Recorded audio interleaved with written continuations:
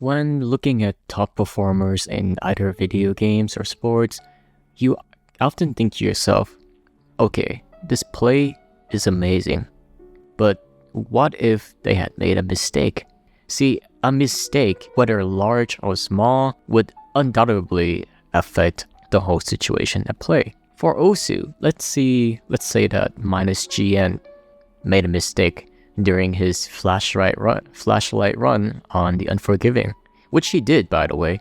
It would have been devastating, and it was devastating. But instead of feeling dejected, minus GN said something incredible, is that he was closer to the goal. Instead of being angry or dejected or feeling disappointed that he was so close to the goal yet he made a mistake, he took it as a sign of progression, that he was closer and closer to the goal, which eventually he did it. He got the play, and it was a monumental point in Osu history.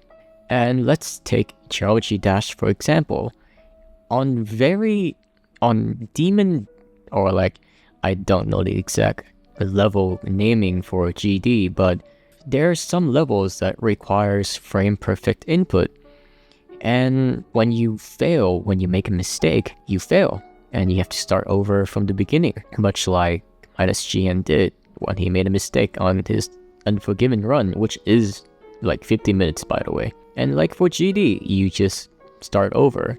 And many veteran players have grown a mindset to not give up, right? And it's the difference between a pro player or someone who is good at the game and a beginner. It's about mindset and how you approach failing and making mistakes. See, mistakes only hinder us at the present moment, but it is those mistakes that build a foundation for what we will become and what we will achieve in the future. And so with new players, they often treat their mistakes as something they need to get rid of, immediately. When they retry spam, they just want everything to be perfect. They don't want to fail because they are afraid of failing.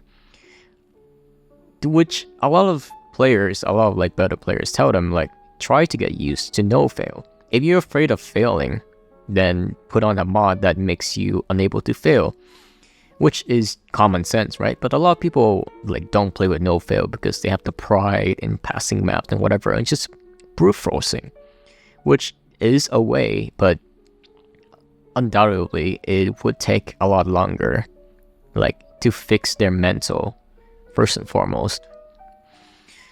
And I guess the point of this video I'm trying to make is that it's okay to make mistakes.